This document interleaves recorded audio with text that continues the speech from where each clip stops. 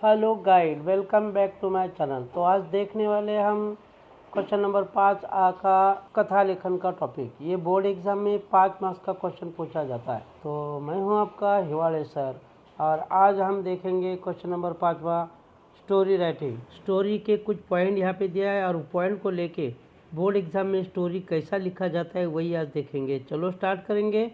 Point, एक राजा dash लोभी dash देवाची भक्ती डॅश देवाकडून वर डॅश स्पर्श केला डॅश सोने डॅश असह्य डॅश राजाची मुलगी सोन्याची डॅश देवाचा धावा डॅश देव पुन्हा प्रसन्न।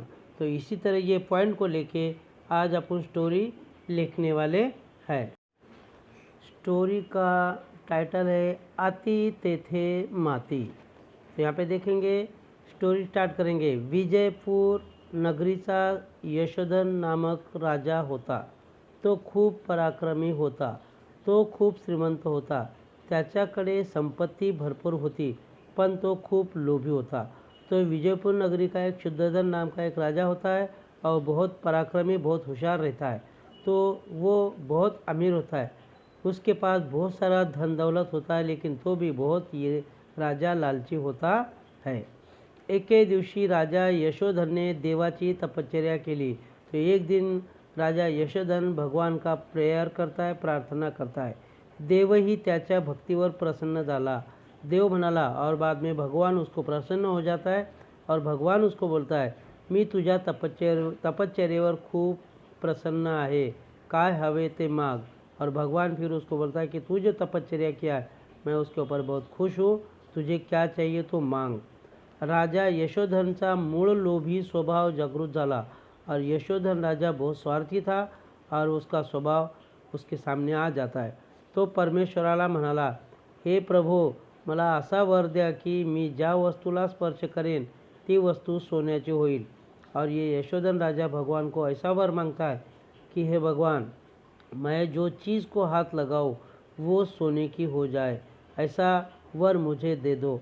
देव तथास्तु म्हणाला व दिसेनासा झाला और भगवान ने उसको वर दिया और बोला, तेरी मनोकामना पूरी हो जाएगी। और बाद में भगवान वहाँ से गायब हो जाता है।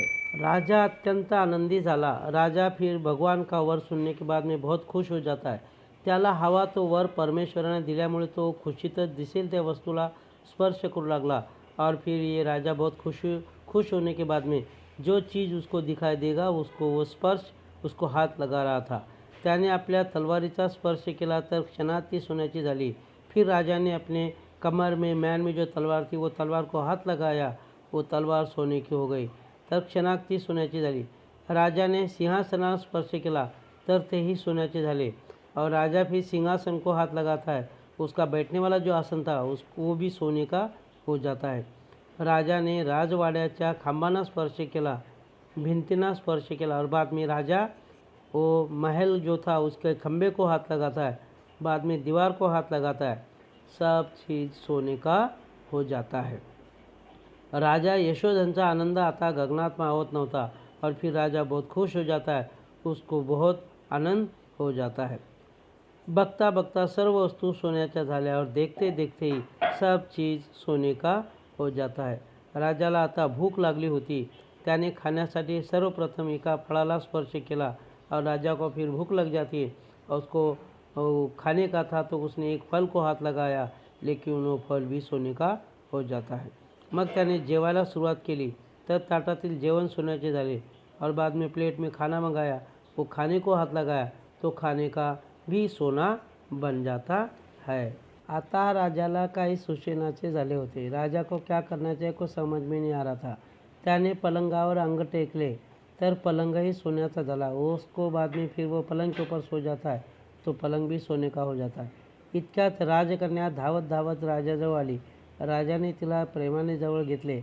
पापणी लवते न लवते तोच राजकन्या सोन्याची झाली की बेटी भी एक पल में सोने की हो जाती। आता मात्र राजाला रडू कोसळले और बाद में अभी राजा को रोना आ रहा था। सगळा प्रकार त्याच्या लक्षात आला। यशोधन राजा ने देवाचा धावा सुरू केला, पुन्हा तपश्चर्या केली। फिर से राजा भगवान को रिक्वेस्ट करता है, प्रेयर करता है, तपश्चर्या करताय. प्रसन्न होण्यासाठी देवाला विनवणी करू लागला. देवाला यशोधन राजा की दया आली.